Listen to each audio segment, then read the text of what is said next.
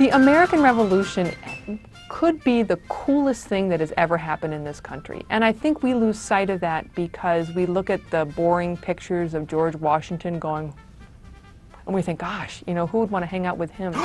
But we have to remember that nothing had ever happened like that.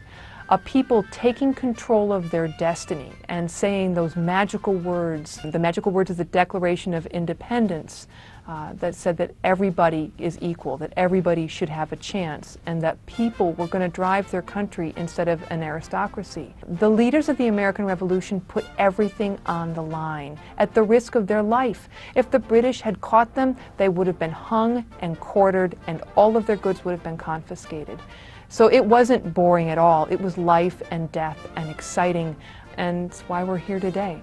I think a lot about what I would have been, you know, because there weren't that many opportunities for women to act as soldiers. You'd have to dress as a man, and if you were caught, you could get in a lot of trouble. Women were active participants as camp followers.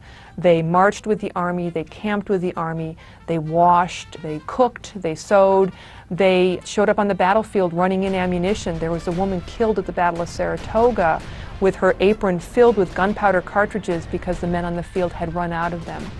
So I suspect, knowing the kind of family I come from, we don't come from much money, so my brothers or father or uncles would have volunteered to fight because, the only thing they had to fight for was their country, and I would have been one of those women running gunpowder into the guys on the battlefield. There's so many people in history that I'd like to say thank you to.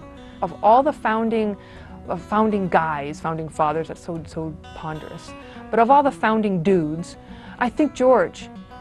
First of all, he didn't have as much education as a lot of the other founding fathers. And what I really respect and admire about him is that he continued to grow and learn over the course of the Revolution. When the American Revolution started, he was an old school Southern plantation owner who believed that people of color belonged enslaved and in bondage. By the end of the war, his attitude had changed. By the end of his life, his attitude had truly changed. And he's one of the few founders who had an open heart and an open mind about that. So I respect him so much for his openness to learn and for creating this incredible nation that we have. So thank you, George.